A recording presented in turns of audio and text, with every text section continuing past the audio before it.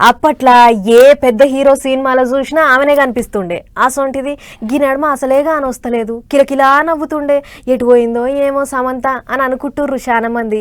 కానీ ఎటు పోలేదు, తెలుగు సినిమాలు చేసుడు తగ్గించింది గంతే. మస్తు దిల్కుషున్నది. ఇక చూడుర్రి మళ్ళా లగ్గం కూడా చేసుకున్నది. ఇడుపు కాగితం తీసుకున్నాక ఇక మొత్తానికే కాని రాకుండా పోయింది. ఎటు బాయే సమంత అనుకుంటారు మన దిక్కోళ్ళు. అయితే అంతల్నే గిట్లా లగ్గం చేసుకొని పోటుపోలు చూపించింది అందరికి.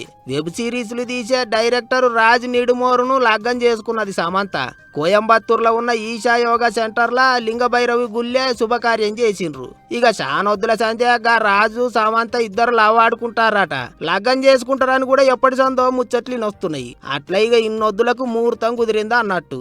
అటు ఇడుపు కాగితం తీసుకున్నాక సమంత మళ్ళా లగ్గం చేసుకుంటుందో లేదో, చేసుకున్నా ఎవలని చేసుకుంటుందోనని ముచ్చట్లు నడిచినాయి. కానీ అట్లిట్లా మళ్ళా ఓ ఇంటికి కోడలు అయింది. అందుకే సమంత ఫ్యాన్స్ సంబరపడతాండ్రు. ఇక ఇప్పుడు సోషల్ మీడియాలో సమంత లగ్గం చేసుకున్న ముచ్చట్నే గిర్ర తిరుగుతున్నది. ఒక్కొక్కళ్ళు ఒక్కో తీరుగా కామెంట్లు రాస్తుండ్రు.